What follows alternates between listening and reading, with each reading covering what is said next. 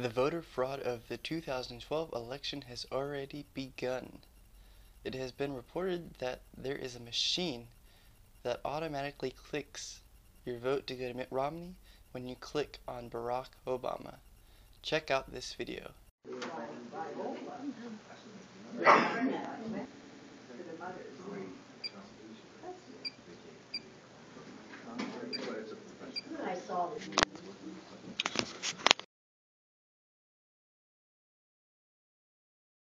The good thing is that this video is blowing up and there have been big time news organizations that are picking up on this story, so hopefully if it gets enough media attention, this machine will get shut down and people will not have their votes taken away because of this machine.